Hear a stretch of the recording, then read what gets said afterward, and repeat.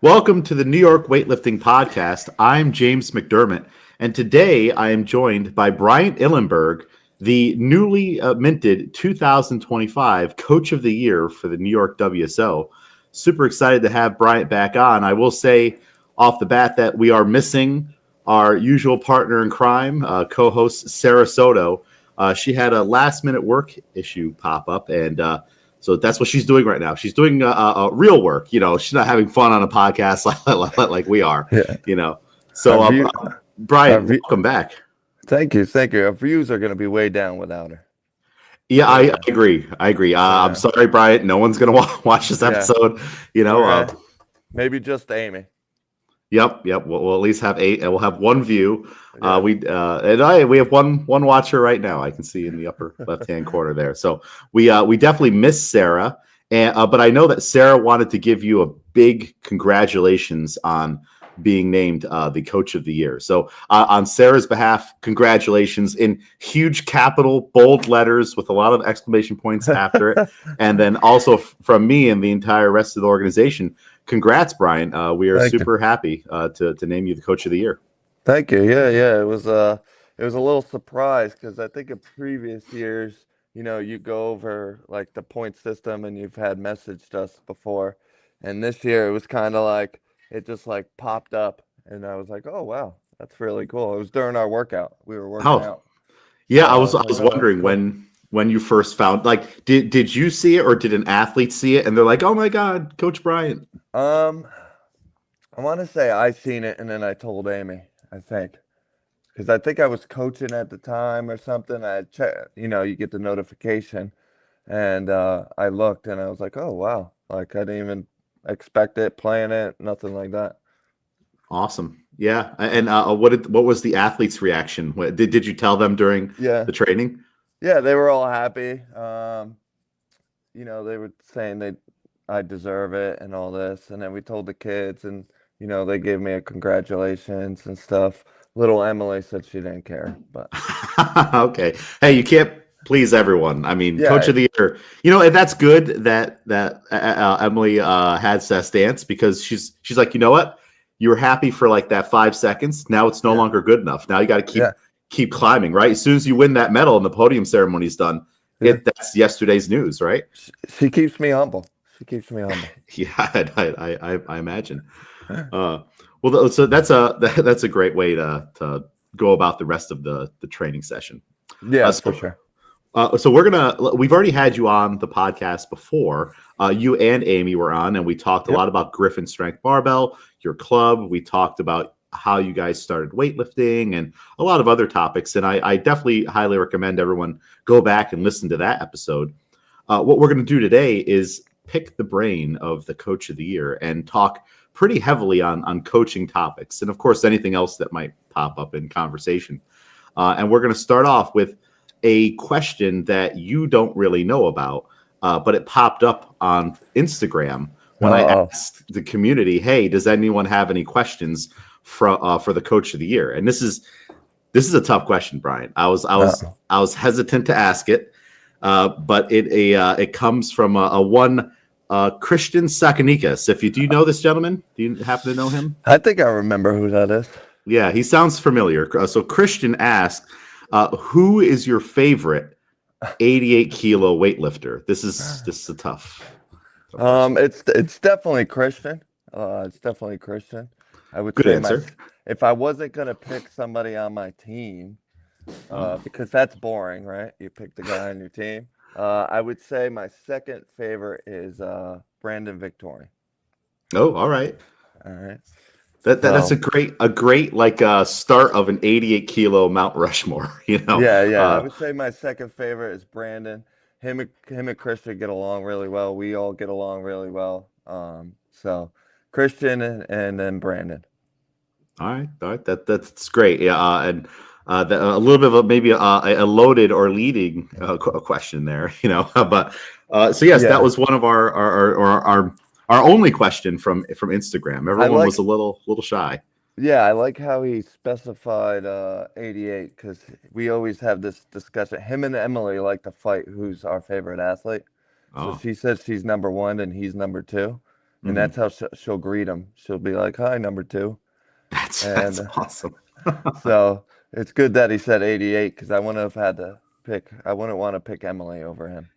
Yeah, that was I think I wonder if he started typing the question and was like, "Wait, delete, Wait, delete," and then yeah, insert the 80 yeah, 88 in yeah, there. Oh, yeah. that's funny. How old is Emily? She's 8 now. She started with us when she was 6. 8 8. Yep. And we've seen her at a bunch of weightlifting meets, so Yeah, it's cool to see her progress, but also her like tenacity and her yeah. attitude. I would say in the whole WSO, if we were gonna go all right, who has like that the attitude and stuff going out there, she's definitely one of the tops, if not the top. Yeah, yeah. She should be doing your Adirondack meet, but Oh, it's perfect. funny whenever we bring her to these meets, everyone wants to meet her. So Yeah, everyone she's a wants to little meet her. star. Yeah, she really is. She's like amazing kid. She demos all our movements. She might not even know the movement. We might be doing a new complex, but she knows how to put it together. She's so smart. She demos all the movements for the class. She helps with the warm up. Like she's a kid that picks things up pretty quick. Yeah. I mean, and she's in a great environment too Yeah. to just Yep. continue to grow. You guys have a great supportive team, and Yep. of course the values of your team, and Yep. working hard and accomplishing things. Man, I wish I had that when I was 8 years old. Oh my And God. it's I had Super Mario Bros. and GoldenEye, on Yeah. Nintendo 64. Yeah. GoldenEye was pretty good. Yeah, I mean, it taught me a lot. I Yeah. attribute a lot of what I've been able to do in life from Super Mario Bros. And GoldenEye. I'm honestly, GoldenEye taught you that being short is a superpower. It is. You Yep. know, you crouch down and everyone can't see you, and then you shoot them. And Yep. Everyone wants to be Odd Job on the yeah, on multiplayer there. yep, exactly. No one wants to be Jaws, 8 feet No, tall. yep. But oh gosh, I've been like trying to stop myself from going down a James Bond binge recently because I saw one of the streaming apps has like all the old movies. Netflix, yeah, Netflix has Netflix. them all. Yeah. Yeah, I almost started watching them all. Oh yeah, I used to do it all the time. So I had the DVDs and the VHS tapes, and I would just be watching those when I wanted to be a secret agent. Like I could have been gone down a whole different career path here, but so I've been like thinking about it because I haven't seen some of them in way too long now. Yeah, As because an isn't a adult. new one coming out? I think so. Yeah, I think like a reboot. I don't know Yeah, who's yeah. playing James Bond. Me Henry neither. Cavill or someone like that. But Yeah. well, let's talk weightlifting. Okay. It's like 30 minutes later, we're still talking about James Bond, and people are like, "What is this? What it means to be Coach of the Year?" Yes, yes, it does. Yes. Yes. Uh, Other hobbies. so for Coach of the Year specifically, what this is the third year that the New York WSO has offered the award. It was the baby of Frank Ford, WSO representative. He thought of it, and then we fleshed it out, put it into action, and we've had two other coaches of the year. We've had Kurt Roderick and Danny Casey, Murder Crows and New York Weightlifting Academy, and then now we have you. So what does it mean to you personally to be named that? Like you had probably excitement when you first saw that you had the award, the team is cheering for you, but then I imagine after that maybe you had some time to like kind of reflect a little bit. So like what does it mean to you personally be getting an Uh, award like that? besides besides being next to those two, they've been around a little longer than we have, so being next to those two was pretty cool. But I think like for me, it's more on the athletes. Like the athletes, they buy in. It's showing that like the culture that we built, that our athletes help build, is being recognized, and then it's proof of their consistency, and everything else. So like for me, it's more on the athlete. Like Coach of the Year is, as a coach, you just manage your athletes. So it all relies on your athletes, and if you don't, you know, there's probably better coaches than me out there for sure, and they just don't have the athletes that I have. So I'm definitely lucky because of my athletes. Yeah, I think something like this, the athletes definitely. I mean, they're contributing the foundation. Yeah, even the way that we've designed, kind of like how to find the coach of the year is athlete based. Like your athletes have to get you to the party, to even be Hmm. starting to be considered and start getting points and stuff. But also let's give Brian some credit too. Yeah, I mean, like I'm sure the level of care that you put into everything that the team does, they see that, and that also affects their lifting. They know that you have their back. They know that it may be 1 a.m. and you're programming for them, and you're putting together videos. And there's so many things that people don't see that a coach does. Like getting Yeah. there early and like making sure the barbells are all out or whatever it may be. Just that the space is ready for them, and even on days that you're having a bad day, because we're all Yeah. human, right? You still come in and you show up for them. Not every day. 365 X amount of training days a year are going to be great for everybody, but they can feel that. I bet they feel Yeah. that for sure, and that's what pushes them. So it's a symbiotic relationship, but the athletes are definitely the foundation and support of that. Yeah, the 1 a.m. thing is funny because Amy makes fun of me because I accidentally will send a text to an athlete about their program or something like that at like 1 a.m. Not something they can answer, just something they see in the morning when they wake up, especially our earlier training athletes like Claire right now, she's training. But I'll send a text and now they got the new thing send later, and sometimes I forget to send Oh, later, so I'll send it at like 1, 2 a.m. and Amy's like. You probably just woke him up. And I'm like, ooh, whatever. yeah. I'll I forget. I'll forget. So in this age of cell phones, because like back years ago, it would just be an email and it would be a problem. Everything's through that text now. yeah, that's how I got it. I think all my programs until my like last two coaches was through email. So Yeah, that was the way to do it. Now you got Google Docs and text, and but I'm always in that situation too, where I have to send someone something, and I'm like, all right, I got home. Of course, like I'm gonna make dinner, all that stuff, and then 10 p.m. rolls around. I'm like, did I send a text? No. Oh, I gotta send it now, and now it's like closer to 11, and I'm debating about whether or not to do it. And I'm like, yeah, let me just send it to them. At least they have it. Most of yeah, the time, exactly. I'll forget. Like I forget easily. So I blame it on college football, but yeah, I yeah, it forget happens. easily. So I need to get it sent. Where's the craziest place? This is like is like totally just a coaching question. Like, where's the craziest place you've sent programming from? Like all right, you're just about to Mhm. board a plane. You're on vacation.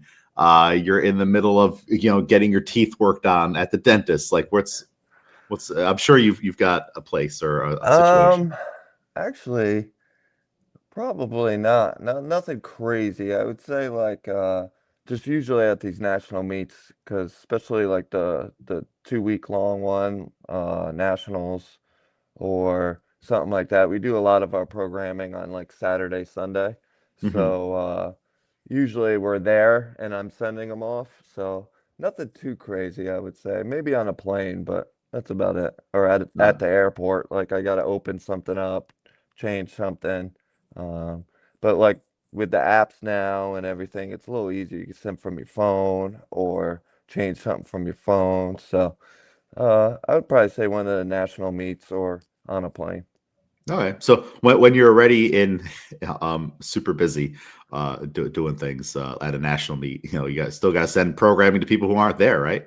Yeah, exactly, exactly. That's probably the hardest part because you're coaching all day at one of these meets, and then you leave, you get home, you're relaxing, you kind of want to step away from coaching, and then you're like, oh, I got videos to do, I got programs to send, so Yeah. never That ending cycle. But we try to that's leave it for like a Saturday, Sunday.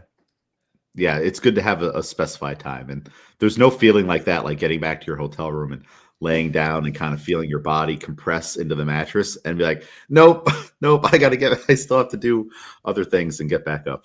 Yeah, exactly.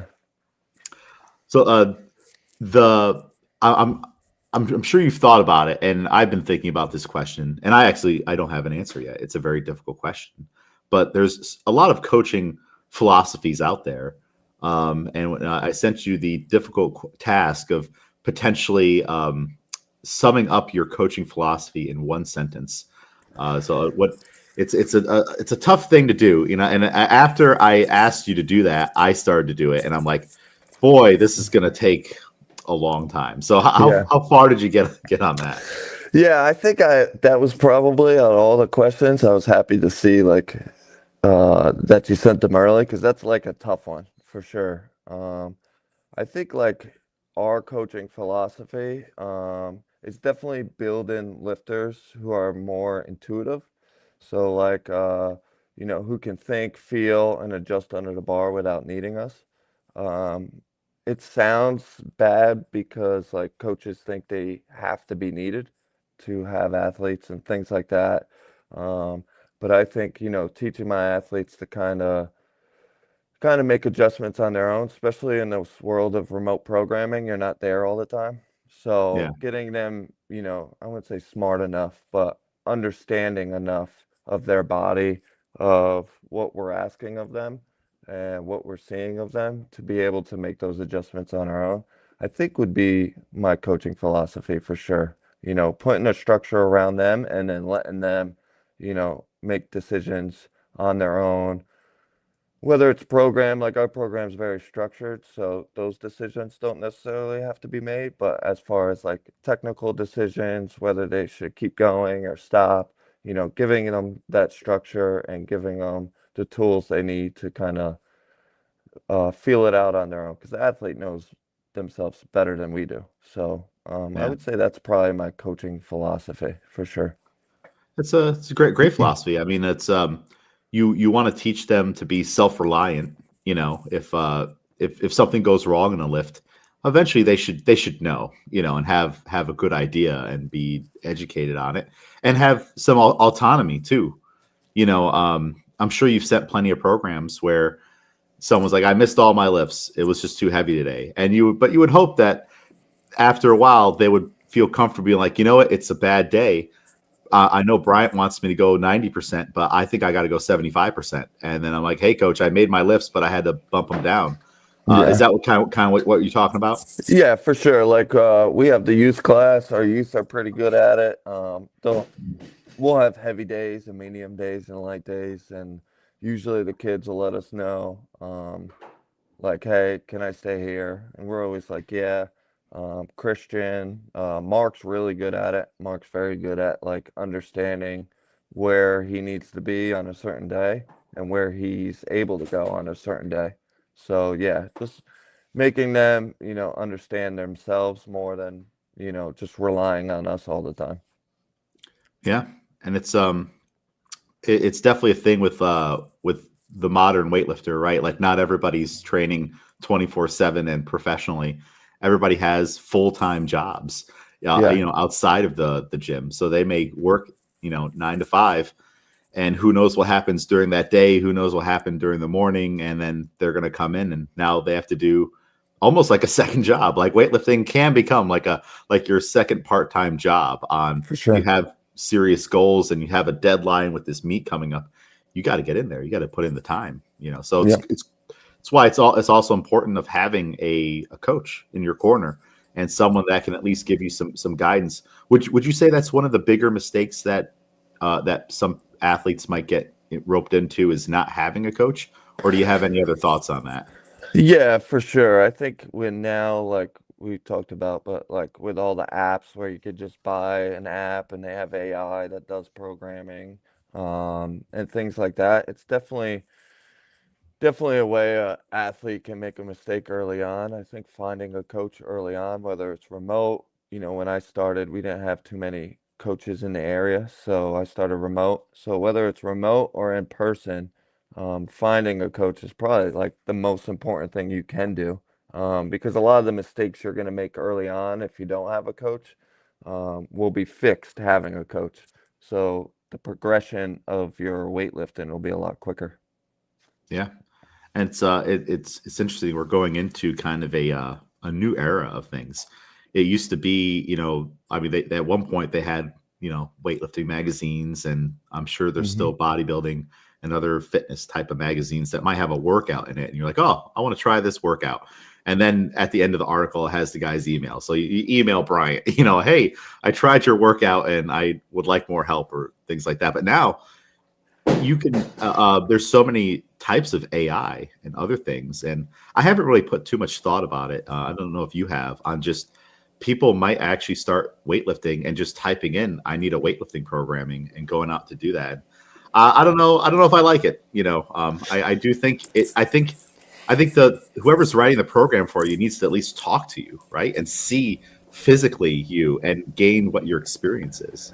Yeah, I mean, from my experience of looking at AI and, I've tested it out, just seeing what they would write and things like that. I think it relies heavily on one, the research that the AI has, right? Where they're pulling it from.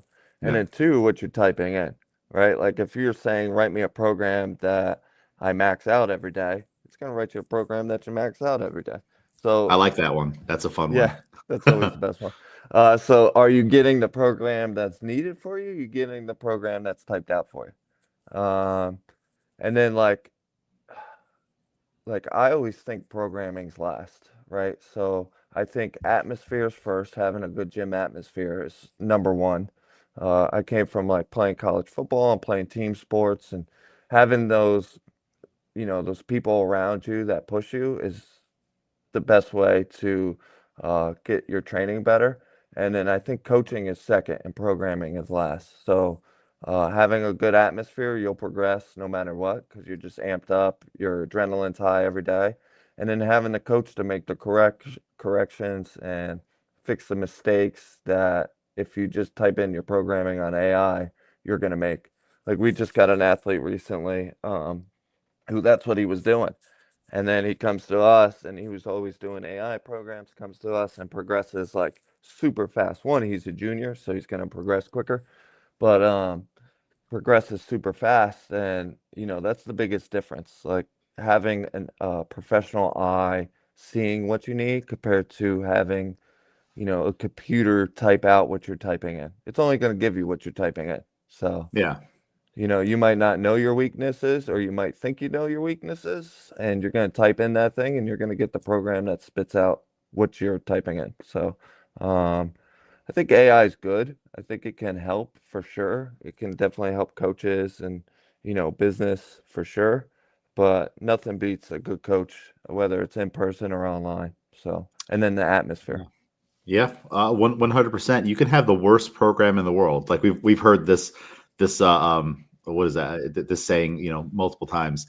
Worst program in the world, but if you have a good teammates, good training environment, and a coach that cares, that's going to go a long way because at least that's going to at least motivate you to do the work. You can Hmm. and that's tough too. Like if you have a really hard program or you're just going through the middle of hard training, AI can only do so much. And who are you going to talk to? You're going to sit there and text that was a hard set, and it's like you can do it. It's just Yeah. way better if there's someone looking at you and they're like, "Hey, I'm noticing that you're doing X, Y, Z." And I imagine that there is probably work being done where eventually you'll be able to film your lift and upload it. But I Yeah. still think that's going to be just kind of way behind. There's only so much, AI can kind of comprehend on what's going on. Yeah, it's like I've watched a lot of things on it, and it's really not like thinking for itself. It's thinking from the data it can pull off of online. So it's only giving Yeah. you the data it can pull off of online compared to like a coach is thinking, for itself and from the data it has from its career of coaching or weightlifting and what it sees. So I definitely think like AI will help for sure, but as far as like nothing beats an atmosphere of coaching. Like AI is not going to amp you up for your training session. No, Like definitely like not. another person or hold you accountable like another person. Um, if you're paying, AI is free or close to free. It's not gonna show up to training if you're paying $20 a month. But if you're paying $100, $200 a month for coaching, you're gonna make sure you show up. Yeah, you have some skin in the game, and Yeah. and hey, when AI eventually becomes self aware, like Bryant and I are cool. Like we're just talking about like this one little nuanced thing. So when everything Yeah. goes down. Like, you'll still need weightlifting coaches. Yeah, and That'll be very important. nothing beats a competition coach. Like AI Yeah, ain't going to the competition and counting your lifts and telling you when you need to go, right? So like yeah, I always say from people that come from maybe following an app or doing AI, like you really see why you hired a coach when it comes to competition. yeah. And there's something too about like a coach's journey and even an athlete's journey or just someone who loves the sport on reading those old textbooks or at least familiarizing yourself with them, reading old articles and watching videos from coaches 30 years ago, 20 years ago or further. It really helps you to understand the landscape of what it is that you're doing and where you're trying to go. And if you're just kind of getting like an amalgam of that, cool, it might be time efficient, but you just lose some of that. I don't want to say novelty, but there's just a nuance to all of that stuff that you can't get from the text. Like if you Yeah. watch like some of those old videos and you just really start to pick up on what's important, what's not important, and hearing from people's stories on what worked for them, and you can relate to some of those stories and apply what they're saying. Yeah, for sure. For sure. What with getting into the sport or even maybe even just being around it for a while, what do you think separates a good coach from a great coach? And is there such a thing as a bad coach? Because of course everyone's trying, everyone means well and is caring. So I don't know if there are any. I'm sure there's ways to be one, but let's talk about a good and great first. What's the separator? I mean, I wouldn't even say I'm a great coach, but from like I think a good coach, especially a coach starting out, I would say most of them are good already. Um, I think you feel like you have to always give an answer. Like you always have to, oh, technique's bad, here's why it was bad. Or you missed that squat, here's why you missed that squat. I think this goes with our coaching philosophy. I think from being around a lot of great coaches, whether it's at national meets or ones we know and help mentor me and Amy, I think great coaches, like I said, for our philosophy, they build problem solvers, right? So like you're building an athlete, you're teaching the athlete to learn to solve the problem on their own because they'll know when they're doing something wrong and we might not see it. Like we can't always see balance and foot pressure and things like that, or we don't know what their day was before they came into training necessarily and why they missed that squat. So building athletes that know their bodies can always like progress them quicker. So I think like great coaches understand that you don't always need the answers, that the athlete needs to learn the answers. Yeah. So I think great coaches build problem solvers. Like being around a lot of good coaches at national meets and watching them in the back room, whether we're helping them out or they're helping us out or we're going against each other. I think a lot of great coaches you'll see talk less, and they kind of just listen to the athlete more. Um, so I think that's probably the biggest separator from a good coach to a great coach. Yeah, and like you said, it fits perfectly into your coaching philosophy in that you want them to be autonomous. You want them to have some to care enough to know, which is something that comes over time and builds with their character. You do have someone disagreeing with you here. Someone named Amy, you may know her, says, "Stop! You're the best coach." I try to stay humble. And Brian, one thing I think that tells too that you are a great coach is that in the time that we've been on, maybe about 30 minutes or so, I've seen you just like you did now glance to your left multiple times because there's an athlete lifting over there. Yeah, So it's like of course we're doing this interview, but it all comes back to the athlete. It all comes yeah, back to weightlifting. And I love hearing the sound too, because I feel yeah, like we need a consistent soundtrack of lifting sounds on the podcast, yeah.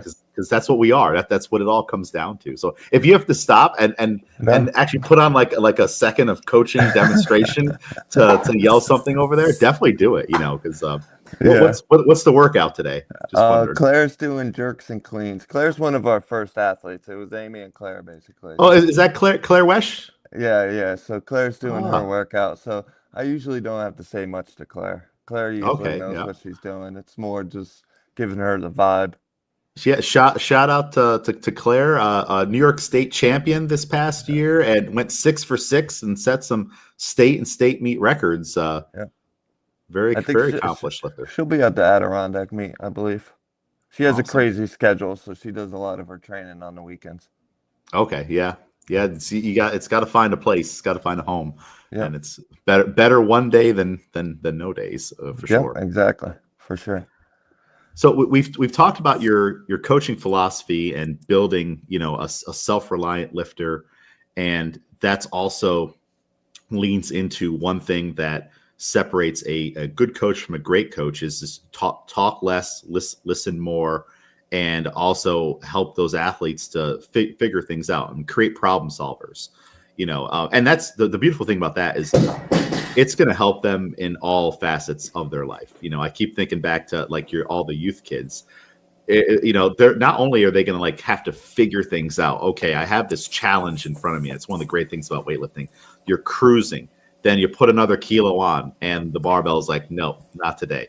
You're not doing it good enough to get this next step, and you have to make some corrections. You have to take feedback, which that's a hard thing too, right? So Mhm. like those kids are all learning how to take feedback and knowing that you're telling them that they need to improve, not to put them down or anything, but because you're trying to make them better and you care. Because I mean, I'm sure you've met plenty of adults who coming into CrossFit or weightlifting, they don't understand that feedback is a part of it and they take it the wrong way. Yeah. So that certainly happens. Yeah, But 100%. in your the things that you have to formulate your coaching philosophy, is there something that you believe that you think other coaches wouldn't believe or might disagree with? Um, I would say like kind of going back to all of what we already talked about. I think like being silent is a tool. I think when you first get into the sport or you're learning the sport, I think you feel because an athlete's paying you or because you're their coach, like you always have to give them uh, a, a cue or the tools to progress. And I think that slows down progression and slows down learning. Um, so I think giving an athlete some space to struggle a little bit is good and not cueing all the time, like one or two lifts or something like that to get the athlete to kind of understand what they need to do.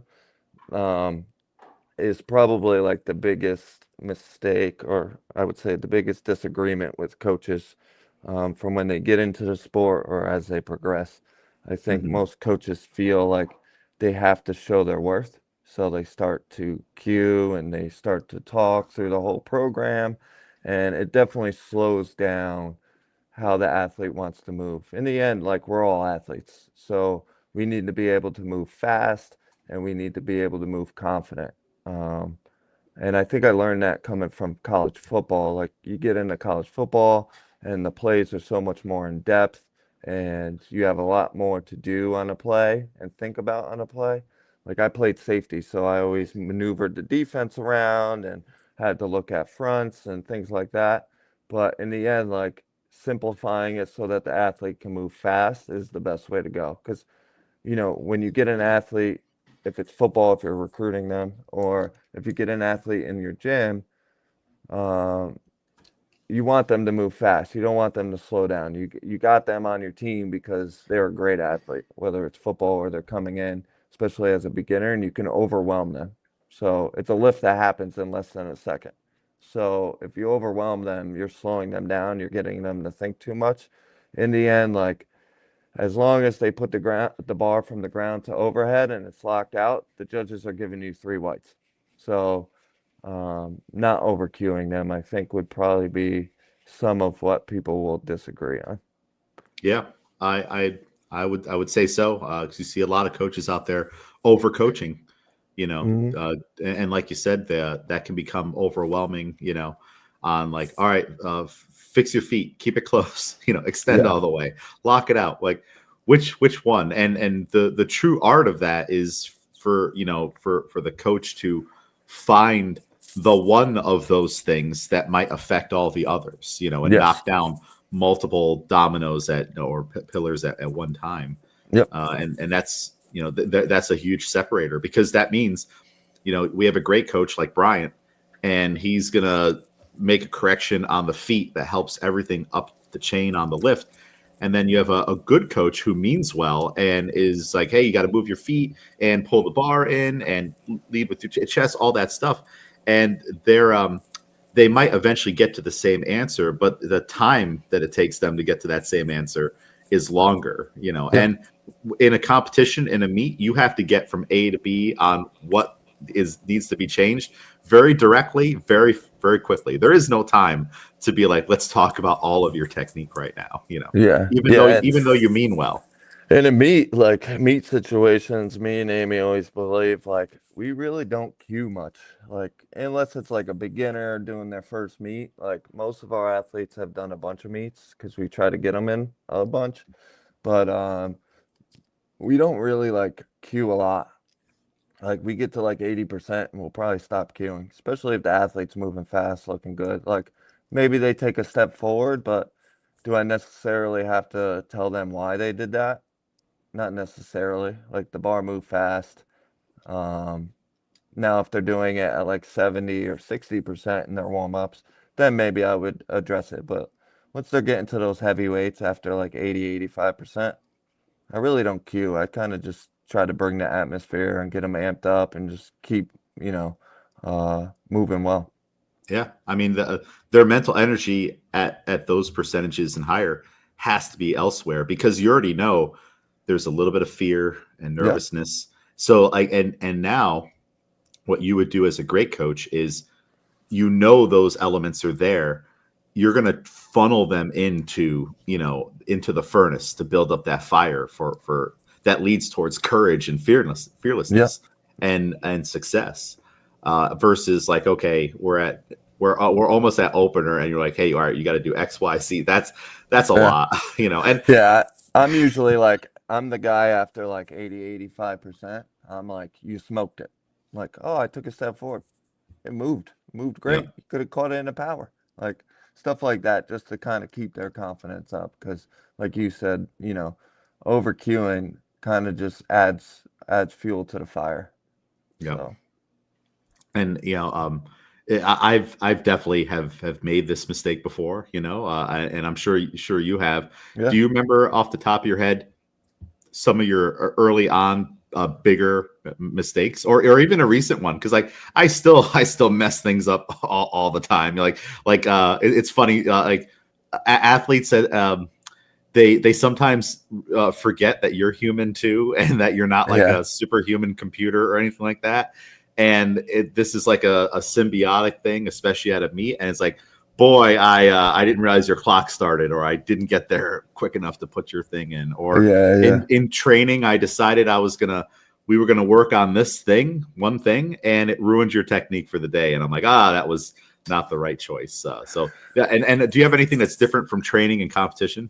Um, yeah, I mean, early on, I would say over programming is probably the thing I messed up the most. Like I always say sorry to Claire or, my wife Amy or Ryan, uh, Walsh, because I feel like I just over programmed them early on. Mhm. And when I started to see it, that's when my programming and coaching knowledge advanced because I'm like, why is this athlete getting hurt? Why is this athlete burning out?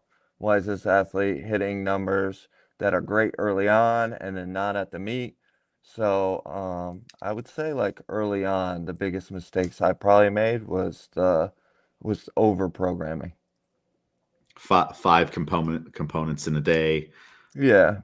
I mean like yeah, 5 components in a day, too much in a day, or it endless was not accessory work. for me it was never like less accessory work or less work. It was more work, more intensity that drives the response you want. But in the end, like athletes can't keep that up over a 12-week span. So Yeah. learning how to track these things, I think helped immensely. But I think early on, just giving like programs that were death. All right, here's Claire. Here's Claire. Oh, hey Claire, good to see you.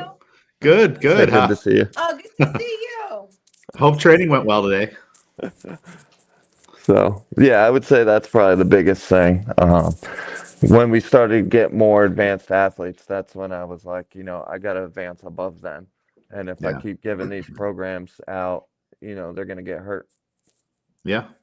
I think that's probably a great thing for newer coaches to hear, especially with like their newer athletes on, like on not over programming them because you have a clean slate. You're like, all right, well, I have to do all these things, or if you have someone that can handle it, well, I want them to do all these things, but it's the minimum effective dose, right? Yes. Yeah. Like Less is what more. less is more, and like that new athlete, like imagine sometimes we forget. Like I'll put myself back in like a beginner's shoes. I don't know what the snatch is. I don't know what the clean jerk is yet. And I barely know about squats. And I know that this is uncomfortable holding a barbell here in the front rack. And I got to learn all these things and gain experience in all these things.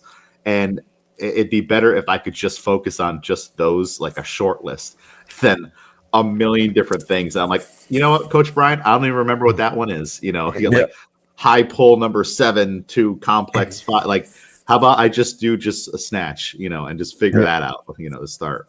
Yeah, for sure, for sure. I think it's a common thing, and it's good to make mistakes because you learn from those mistakes. And Yeah. we talked about good coach to great coach. I think that's probably um the biggest thing. Another difference is like good coaches want to fix everything at one time, or they get an athlete that's maybe really good, so they want to, just pummel this athlete with volume. But in the end, like less is more. And we also have to think of it in a business sense is if you get this athlete hurt, you're not making money anymore. So Yeah. if the athlete quits, obviously we don't want them to quit. There's always things you can do, but if you program too much, you get them hurt. They might leave you for another coach. So um, just being smart and understanding that we don't have to get where we need to be in one program. Yeah. And, I'm sure you've had athletes that have probably pushed back on that a little bit because they're very enthusiastic and they want to do more. They want to do more. So of course you probably explained to them, Rome wasn't built in a day. Weightlifting's a marathon, not a sprint. Exactly. Um, but do you have any kind of things that you do for that athlete that just wants a little more? Like, do you add another set or two? Do you add another day, or like give them some like accessory work that's more like rehab or prehab, or maybe you have that conversation on like, okay, you want to do more. What are you doing in the kitchen? How's your nutrition? Oh, okay. There's some time well spent. Yeah, I think we get a lot of athletes, especially early on, the more motivated ones, whether they're coming from sport or they're seeing progression and they want to make it to a certain level that want more. And early on, I probably would have given them more.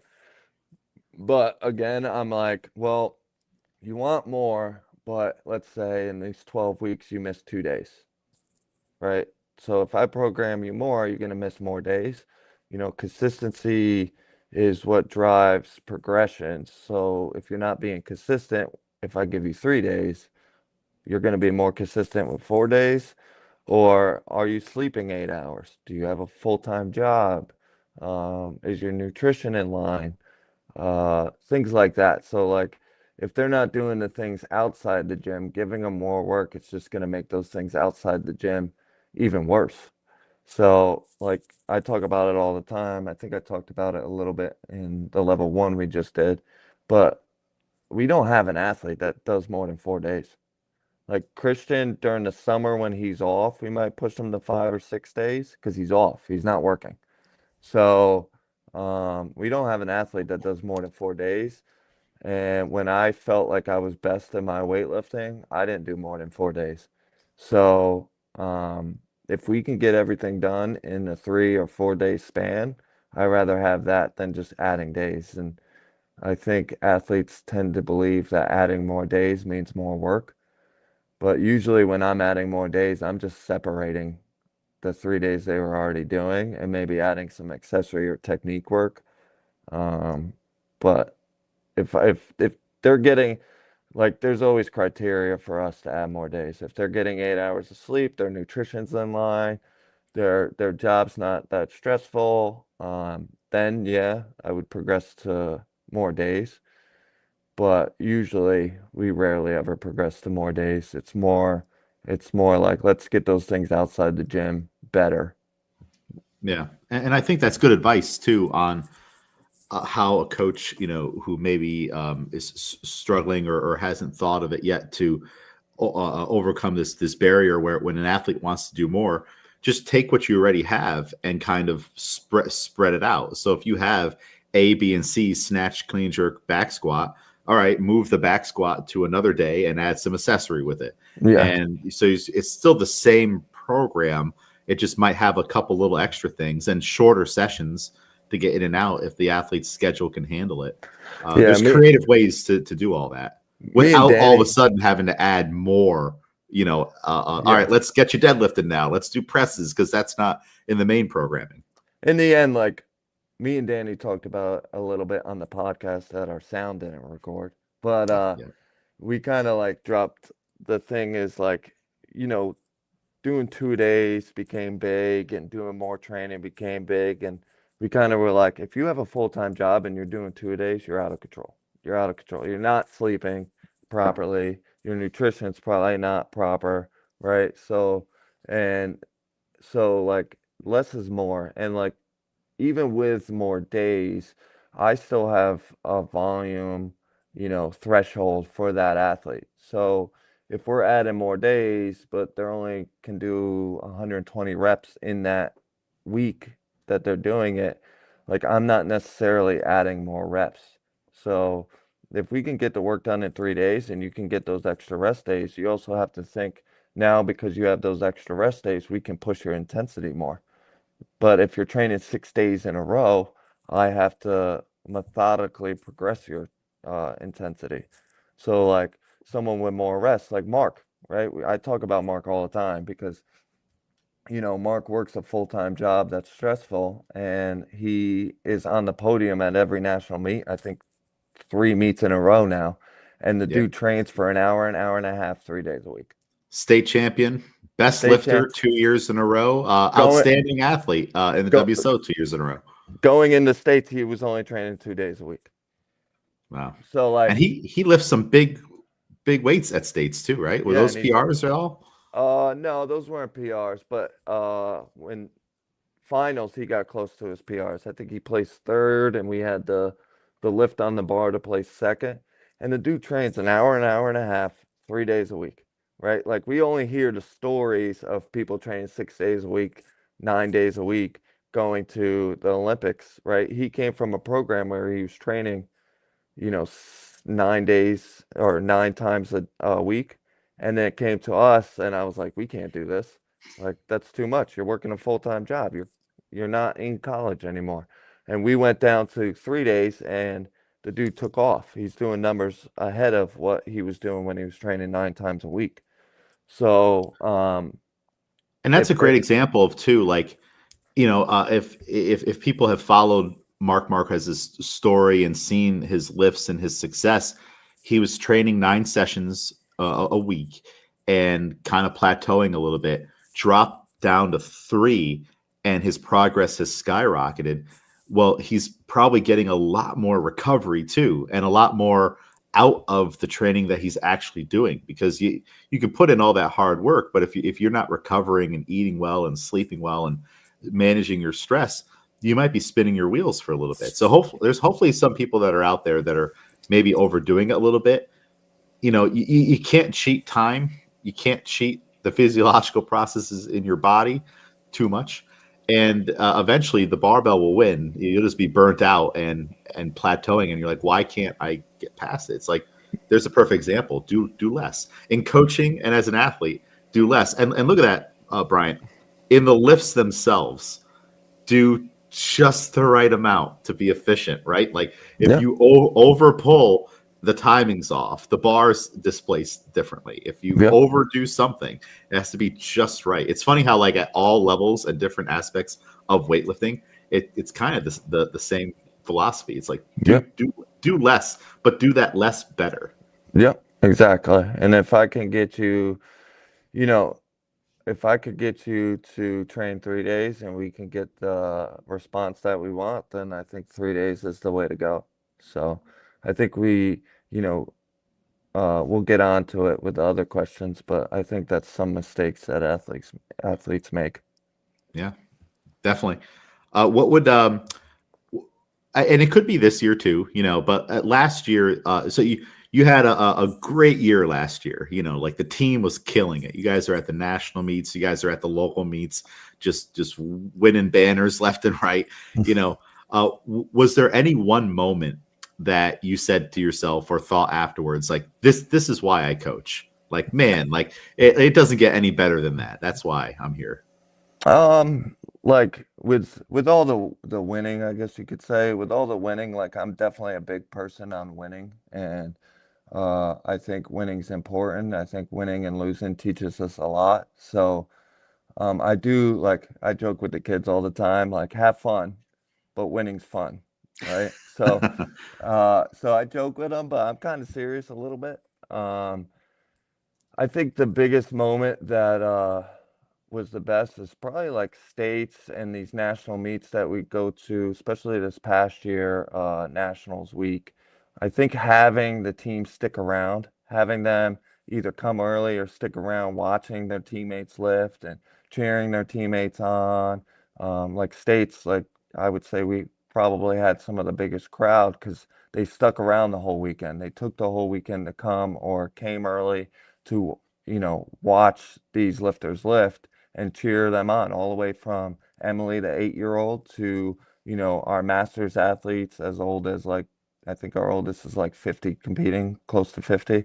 you know um Watching every single athlete and cheering them on and giving them a good job, I think was probably the best coaching moment. And then, like, senior nationals, we had a couple of our athletes, Christian, Emma, and Sam, who came out early because their jobs allowed it, so they came out early. And we spent 2 weeks all together. They came to every single one of the youth kids lifting, was in the back room, giving them fist bumps, cheering them on, watching them lift and loading their bar. And, you know, I think it's important to have the team atmosphere because building a community is, like, I think the biggest thing. So, that was probably one of the better coaching moments. That's awesome. The moment that you kind of like look across all of your people and realize that, oh, we're a family now. We're a little Yeah. weightlifting family, and everybody cares about one another. Versus, all right, it's more of like a business transactional. Like, all right, I'm in, out. I got my medal. Great job. All right, peace, everybody. Like sticking around and loading the bars, or at least being out in the stands and screaming your head off and the group photos and everything. Like I'm big on the group photos. Yeah. I love getting a nice photo. That like my mom was all about the photos. So like it's one thing that I do too, and it's an awesome thing to see, and it's probably something you didn't see early on. It No. takes work. It takes work to build a community of people that feels like a family. You're like, wow, Especially in an individual sport. Like, this sport yeah. is individual. Like, they give team titles at states and these other national meets, but really it's an individual sport. So it's coached as that first, and then trying to build a community off of that can be hard. Um, but we tell our athletes, hey, if you can come early, like, or stick around, like, please do, because it really, brings the vibe, brings the training atmosphere to the competition. And if you guys want to help in the back, let us know. Like, we always need help. Um, so, like, our athletes are very, they listen, and they're all about it. So, like, having that family is big. There's there could be like a new coach or a coach that is listening right now that's like, I want to get my team to that level. And of course, you need time, and then eventually you'll put together a collection of personalities that start to meld together. But any little things like, okay, like celebrating birthdays Mhm. or life events, throwing little parties or get-togethers. Any advice on like how a coach can build a little community? Because that could be a challenge. Yeah, I think like celebrating birthdays, we do it in the kids class all the time. Training as much together as possible helps. And then like what we do with the meets, like we send out a message to everyone going to the meet and it's like, hey, if you can come early or stick around late, like we would appreciate it. Our athletes would appreciate it that are competing. So like just putting those things out there really help. And then like when we go to national meets, our senior athletes are usually staying with us. Their wives are staying with us or their husbands are staying with us. So we kind of try to build that family. When we're in the Airbnbs, we're cooking together. Like one person will cook a meal. Um, we even prayed together one of the times. So like whatever kind of builds that family and that community, not only does it, make everyone feel good, but it kind of adds like fuel to the fire of wanting to be good. Like you want to be good Yeah. because, your team, you kind of think like your team relies on you, or this other lifter who's having a bad day might not be lifting good, but I got to be good for them so that, they don't feel bad about themselves, or I got to be here for them so that they can do well. So, Yeah, and that's great. It might a good first step, like you said, might just be communicate what your values are to the team. yeah, And and we like another thing on top of it is we don't do a thousand different meets, and we don't necessarily allow our athletes to just choose whatever meet they want to do. Like we have a schedule that we send out in the beginning of the year. These are the meets, or this is the time we're going to do a meet, because a lot of local meets don't get posted right away. yeah, So like we have a time when we're going to do a meet, and we try to send as many of our athletes to that meet as possible so that they can, we have some remote athletes, some in-house athletes, so that they can come together and kind of be like, hey, I seen your lift a few months ago, great job, like, stuff like that.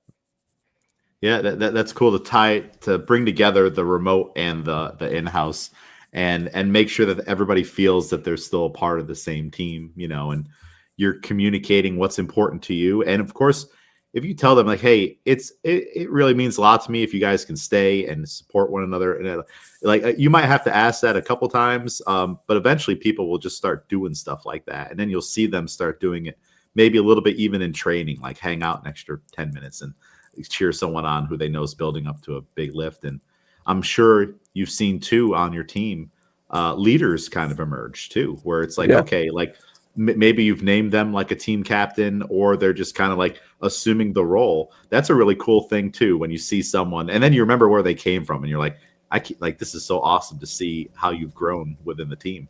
Yeah, definitely. Like Christian's our captain, especially for the older people, because he's one of the ones that will always stick around, always show up.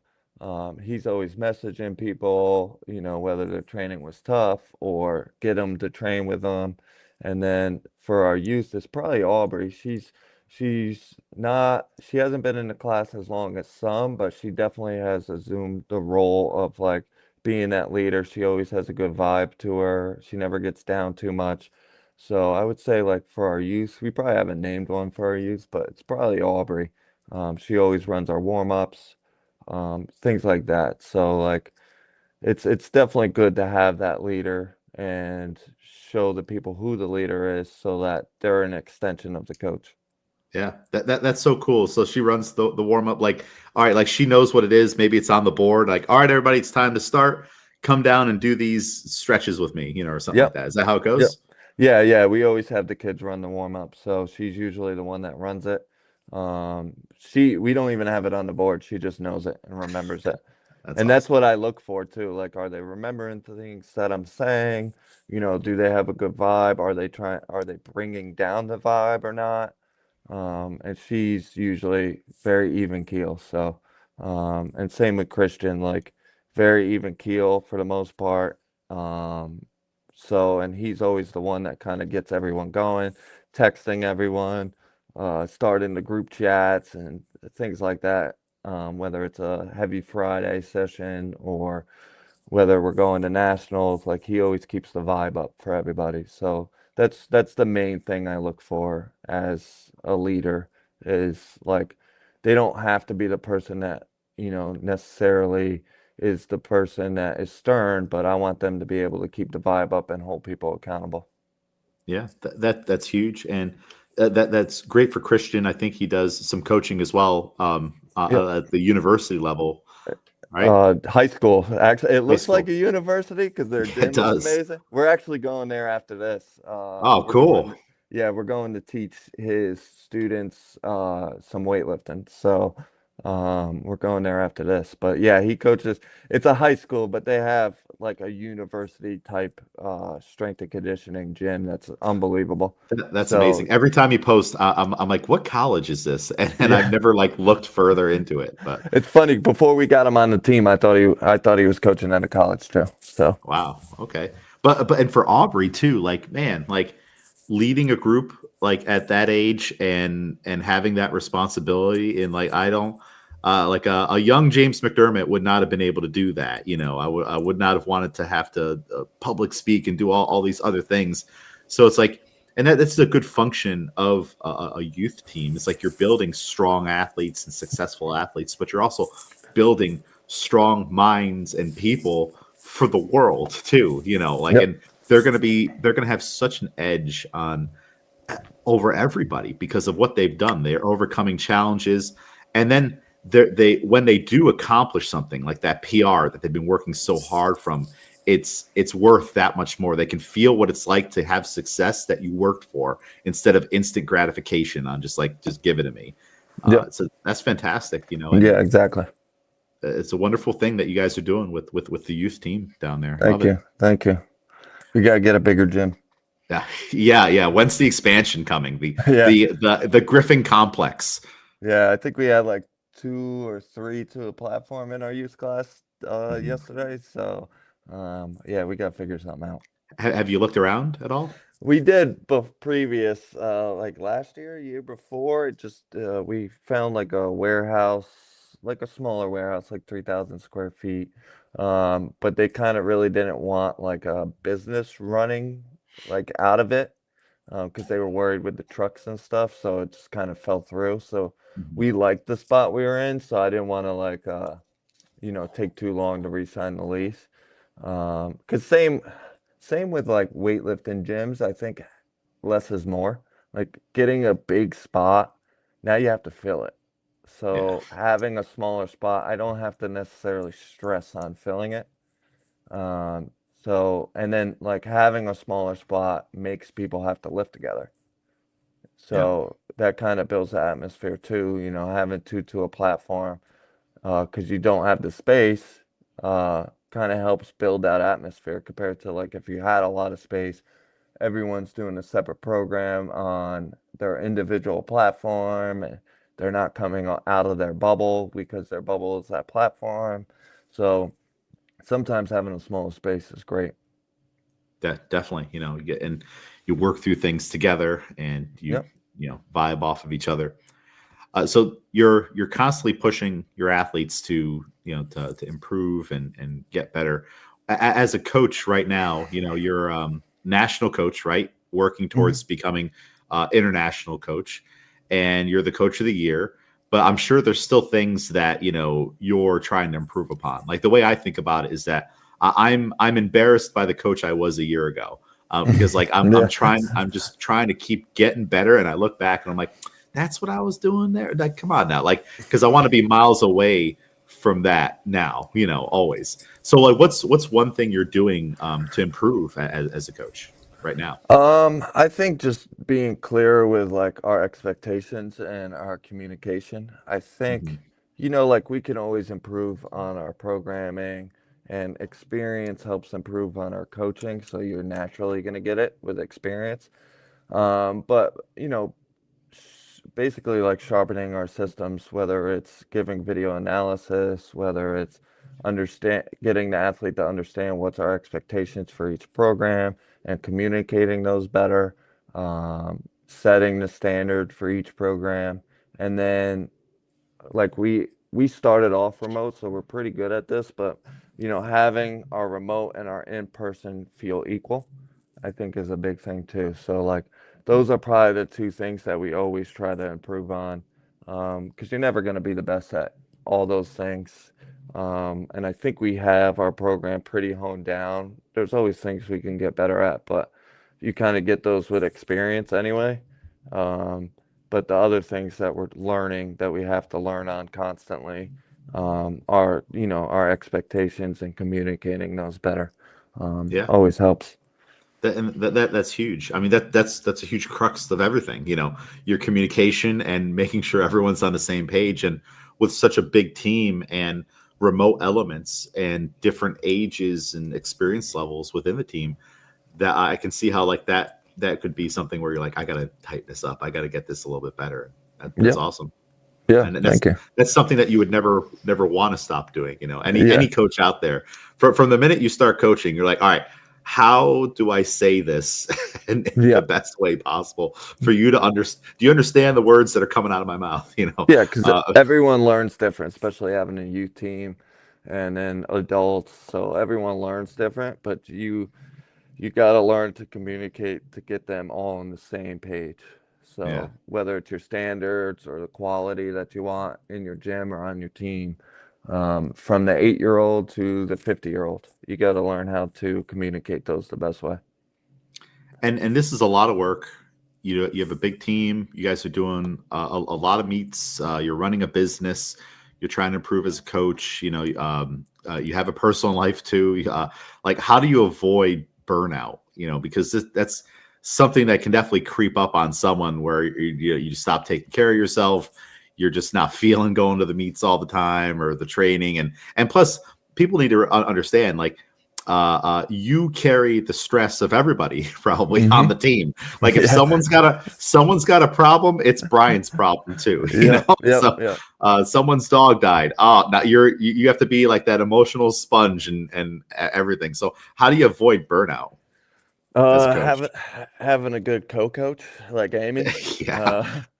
Uh, I think we kind of like help each other. Like we can understand when one is feeling burned out and the Hmm. other one is feeling burned out. So, excuse me, having a good co-coach is very important. I don't believe in having a lot of coaches. I believe in having good ones that can help you, manage everything else, especially when you're feeling burned out or feeling down on yourself a little bit. I think that's the biggest thing. Um, and then like just staying connected when you should stay connected. I think we could get into the mundane of like always answering the text, always being at the gym, having set days where you're away or having set times where you're not answering. I know it may sound bad, but you need to, help avoid burnout. And those are the things that we do. Like we rarely come into the gym on the weekends, and our team knows that. Um, we only do our video analysis and our program mainly on the weekends. If an athlete sends a video over text every once in a while, we'll answer. But like having those boundaries and getting your team to understand those boundaries to avoid the burnout, because we go to a lot of meets. I think our standards are pretty high for our team.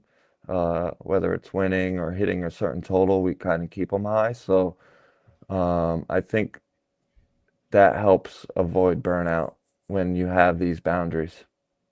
That definitely, and communicating those boundaries early on. I think a lot of, especially new coaches might feel a little bit guilty about having like those boundaries, but it's like Yes. that's going to be the thing that eventually, breaks everything down, especially if Yep. you let it go too long and then you're like, I need to make a change. You put up that slight boundary, and then the person on the other end of it is like, well, what's going on now? Like, I used to always be able to text Brian at 11 o'clock at night and he'd get back to me. Like, what's going on, man? Are you mad at me? Like, it can create problems if you don't communicate your needs too, because Yep. you're you're still a part of this team, and everyone needs you to be with it, and a big team especially. Everyone just takes a little bit, and they're like, "Well, I'm only going to take a little bit right here," but it all adds up, if everyone's doing the same thing. Yeah, you got to understand you have to be on more than your athletes have to be on. Like your athlete can show up and be having a bad day. Like we always tell our athletes, once you walk through our door, your day, whatever happened in your day previously is gone. Don't bring it into the gym or, talk about it too much because everyone's vibe is built off of everybody else training with them.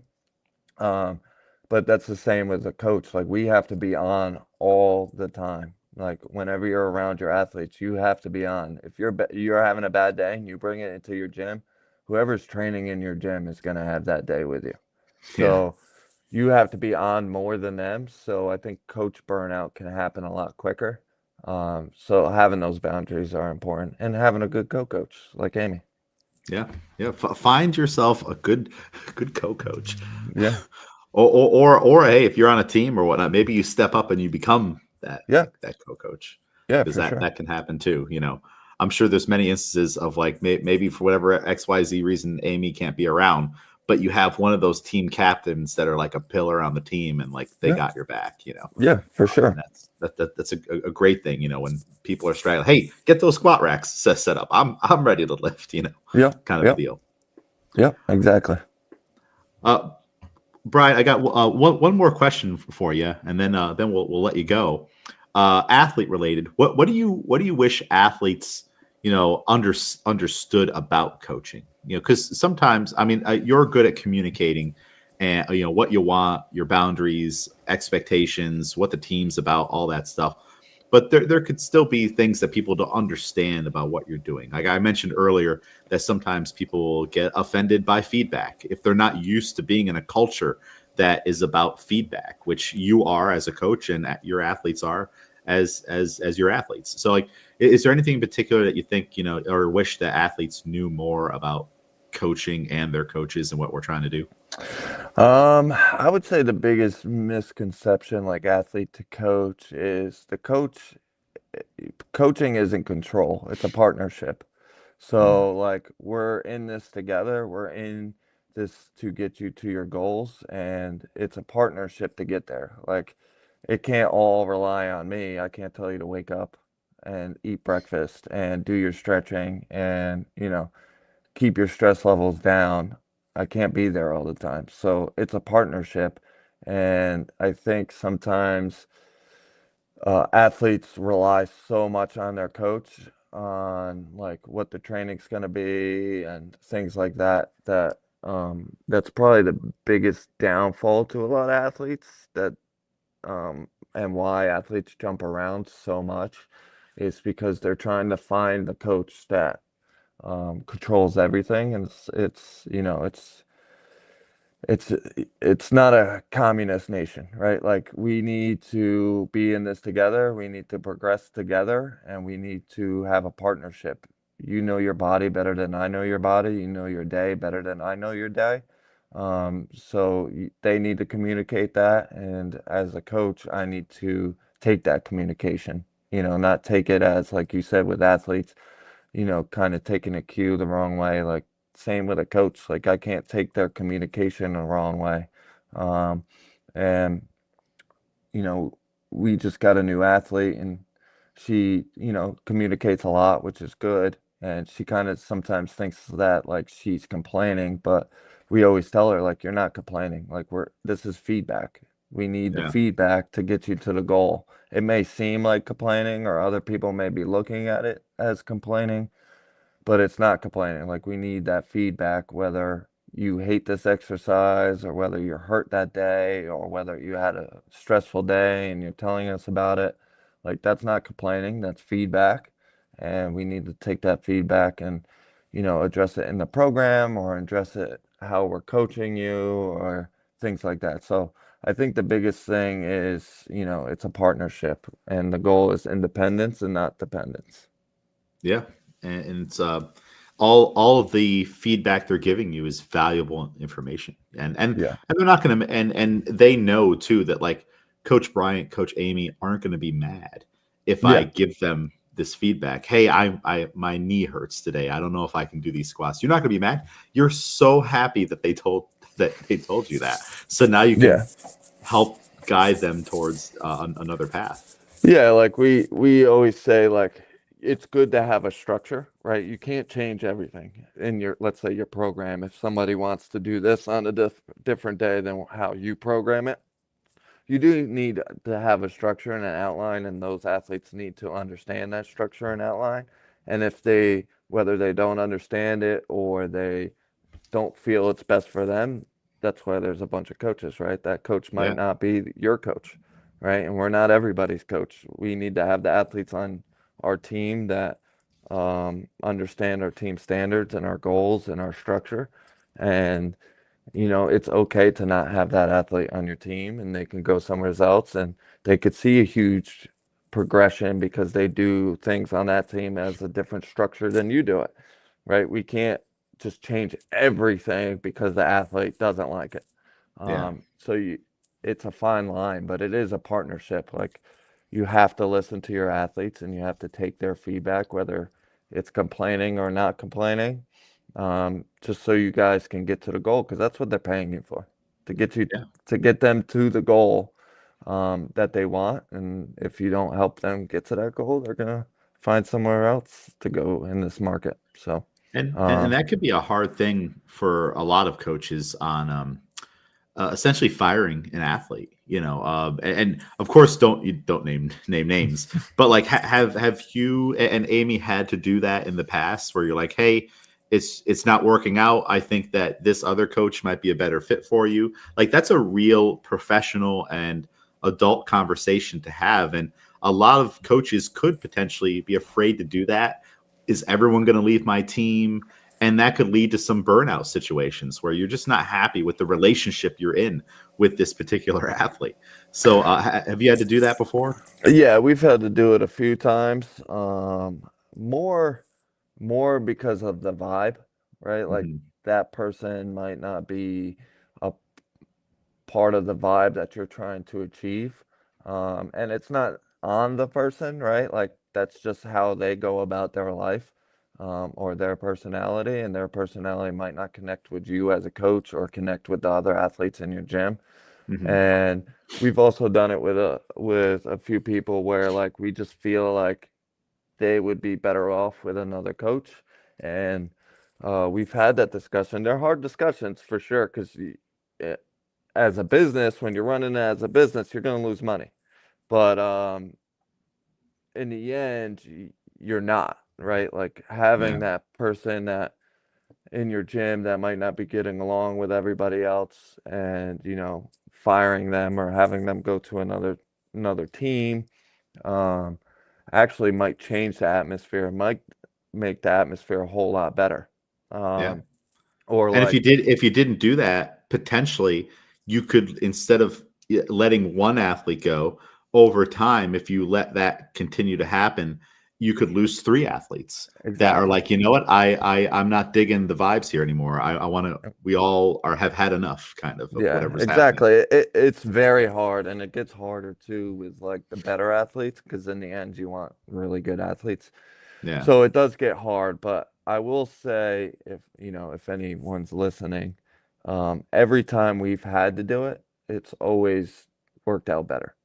So, like, yeah, anytime we've had to ask an athlete either to leave or we suggest a different coach, it's always worked out better, whether it was for us as coaches or the other people in the gym or on your team. It's always worked out better when we've asked the athlete, to leave. So, like, and you can't still just, want the best for them too. yeah, like it that's the tough part too. Like everybody takes something like that the wrong way, and it's not necessarily the wrong way. Like I'm not everybody's coach. My personality's not going to connect with everybody, and I know that, right? Like Yeah, the that's the confidence I have in myself, that I know I'm not everybody's friend, right? And that's okay. Or I'm not everybody's coach, and that's okay. And the same with Amy. Like we're not, it's good having two coaches because we both have different personalities and people will connect to one of us better than the other. But like it's okay to understand that like they're not going to get along with you all the time, or they're not going to, you know, mesh with you all the time, and that's okay. Like we don't take it the wrong way, and we hope that the athlete doesn't take it the wrong way. It doesn't always work out that way, but Yeah. it's okay to have to ask an athlete to either leave. We talked about this on the podcast that didn't get recorded. Um, it's it's okay. Like every time, me and Danny talk a lot, and he's had certain situations, and we've had certain situations, and we've always suggested, and it's always worked out the right way for both of us that have had to do that. And that's a thing that you learn early on. Like I coached before this, so I coached weightlift or not weightlifting. I coached other sports before weightlifting, and some of the coaches I had previously were all about like if that athlete's not vibing with you, don't have them on your team. And I think I learned to be a coach before coaching weightlifting, and I think that's where I made it easier to make these tough decisions for our team. So yeah, I think you got to be, and it's hard early on when you're a coach because you want the best team or you want the best athletes, but sometimes those athletes aren't going to mesh with you, and that's okay. Yeah. Yeah. And there's probably plenty of coaches out there that have either had to do it, or maybe this will motivate them to make that change, because like you get emotionally invested, like you care about the people that are a part of your club, and you hate to have to make anyone feel bad or do anything like that. But really what you're doing is you're trying to set them off with maybe even just a better environment. And like you said, it always works out. There's so many clubs, so many, weightlifting's still a friendly sport, no hard feelings, and Yep. even people that have left my team, for XYZ reason, it doesn't mean that if you ever reached out, I wouldn't talk to you or help you, and I'm sure you're the same way. Like, it's like, hey, we can still be civil about things. Yeah, and I think like doing it the right way is very important. Like whether you're an athlete leaving a team to another coach or a coach getting an athlete from another team, Hmm. from another coach, like if you do things the right way, that coach isn't going to be mad or that athlete's not going to be mad. If everything's handled properly, like on the athlete side, just communicating with your current coach that you're leaving for XYZ and this is why, and then that coach that's receiving you, messaging that other coach of like, hey, this athlete hit us up. Like, I know they're on your team. I just want to let you know, like, doing things properly tends to, having the tough conversations early on tends to smooth things Yeah. over a lot better. And there is an etiquette also, or an unwritten agreement between coaches, that like, hey, we should speak to each other, or like give a heads up, It's things like that. it's a respect factor. Like we don't own the athletes, so I think coaches can take it the wrong way because they've been with the athlete for so long. Like essentially, like they're allowed to make their own decisions, whether they make them the right way or the wrong way. But like, there's definitely a respect factor for Yeah. that coach communicating with the other coach and that athlete communicating with both coaches about their decisions. It's a respect factor. So it's the unwritten rule of weightlifting for sure. Yeah, you don't want to get that bars email. Mark Marquez is asking to change clubs to Albany CrossFit Barbell Club, and it's completely out of the blue. And you're like, "What is happening? What's James? Mark? Anything? Yeah. That's not a cool way to go about it." Been there Uh, before.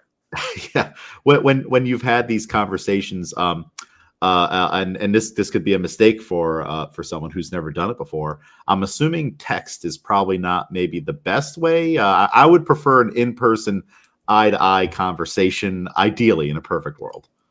Yeah, I mean, I think a And I phone know call that is could the be best hard way for some for people. Like, remote. Yeah, when you have remote, it's hard.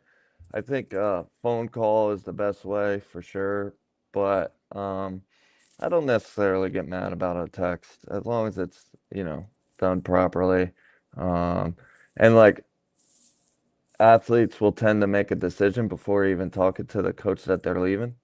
yeah, Um, and I think if you're not communicating what you're not getting to that coach, it's kind of unfair. So, like, if you're not getting something that you want and you feel you can get it from another coach, you should communicate with your original coach before even deciding to leave, like these are the things I need to see. These are the things that I think we can improve on. And then giving that coach a chance to improve on them.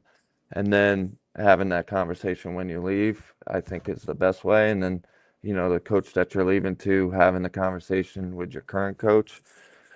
It's an unwritten rule. It's not a requirement, but you're going to see these people. So, uh, being respectful, you know, even if you don't necessarily like the coach, being respectful or the athlete, being respectful is always the best way to go because I think having morals and having standards is the best way to live. So if you Yeah. don't have those, you're out of control. Yeah. And it's,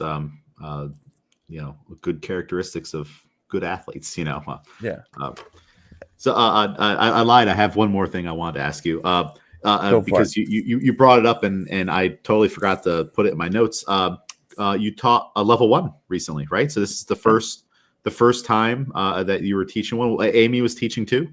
Yep, she was my co-instructor. Cool, cool. So how was it? We're a little nervous going in, going over all the classic material, and leading Yeah. everyone through. How was it?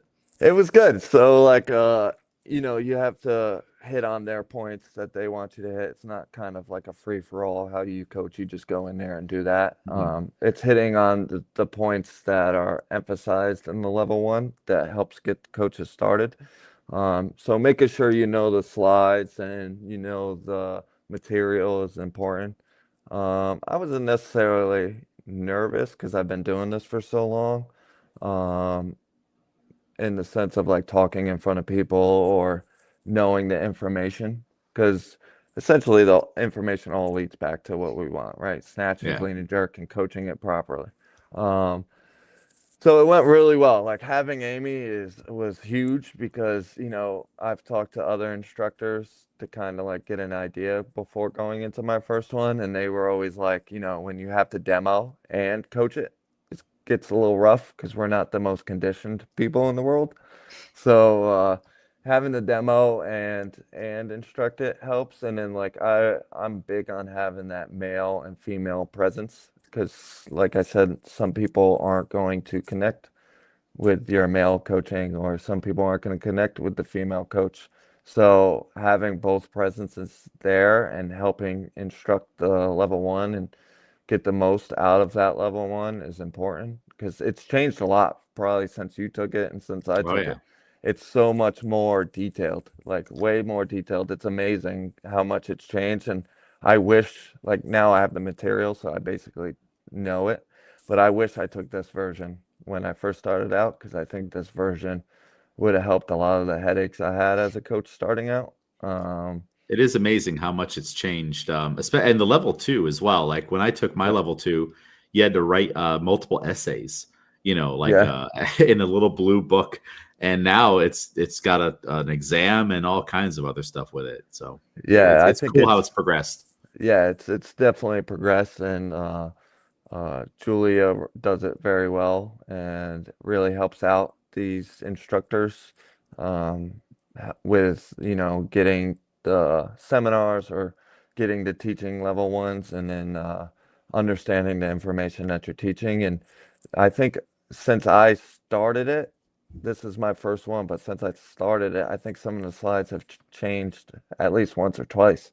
So like Already. it's already like it's always adapting and improving, which is awesome. So, um, if you want to take a level 1, hit us up. We'll get you started. But I think it's important to take the level 1 because it's a lot better than when I started. Because I did like 2 or 3 years coaching before I took my level 1, and going into that level 1 and then learning what they were teaching me, I kind of knew almost everything.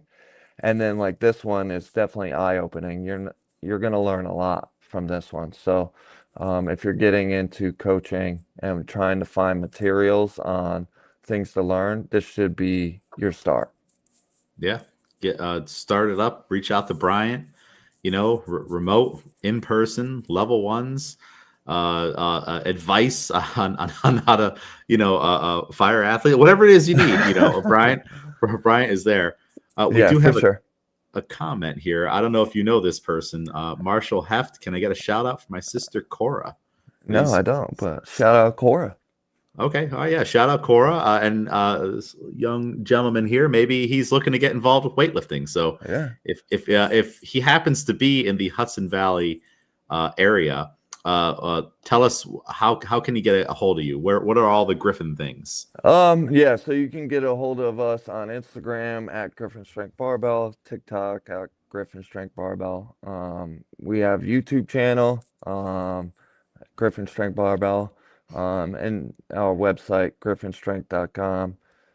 We answer everything ourselves and we get back pretty much as quick as possible. No So AI automation. no, none. No AI automation. So you will have bad punctuation, and that's usually me answering There you you go. back. So my wife has great punctuation. So That's good to know how people can tell that who am I talking to Bryant or am I yeah, talking to Amy? it's funny. Our athletes will tell in the remote when we're giving feedback, because we don't have like our names with it. So it'll just say Gryphon Strength Coach. But they can tell who's giving them the feedback because if it's not voiceover and it's typed, Amy, everything's spelled correctly and the punctuation's good. And mine's just like one big run-on sentence and spelt wrong. And so it is what it is. But Yeah. yeah, so yeah, you could hit us up on any of those, and we always want to help mentor people because I was mentored, and I think that's the best way of giving back is and growing the sport is mentoring other new coaches to avoid the mistakes that you made. Yeah. So Definitely. Well, Brian, thank you so much for coming on. We've learned a lot about your coaching philosophy, building autonomous individuals, doing less as a coach, being more efficient in everything that you do. Atmosphere is number one, building that community, then coaching, then the X's and O's of like, what are we doing, for the day? We have an order of operations. Before we go, I'll give you the last word on everything coaching related or anything that you want to say to kind of sum us up here on everything. oh man, last word. This The is tough. last word. Slam Uh bars, kill PRs. yeah, slam bars, kill PRs, have fun. Go crazy. Go crazy. Yeah. Find a coach too. Yeah, find a coach. Yeah, that's perfect. Have fun, right? Yeah. Coaching is fun, Brian. It's fun. Yeah. This Yeah, whole thing is fun. you'll hate it at times, but in the end, it's fun seeing people hit their goals. So, get out there, get better. I always say get better than your athletes are progressing. So learn at a higher rate than your athletes are progressing, and then get a mentor. It'll There avoid you a go. lot of mistakes. There you go. And what perfect mentor you could get right here then. Bryant Illenberg, 2025 Coach of the Year for the New York WSO. And then let's see what happens this year. We're already off to the races on Yeah, 2026. yeah. Well, Bryant, thank you again for coming on. Amy, thank you for listening and for being the rock of support for our Coach of the Year for sure. And everything that you guys do out there in the Hudson Valley. I look forward to seeing you guys at some local meets and, of course, state championships. So we got a lot more coming up with that soon. For sure. All right, awesome. Well, let me thank you everybody for listening. Sara, we miss you, and we will see you soon. And we're out. And the stream here.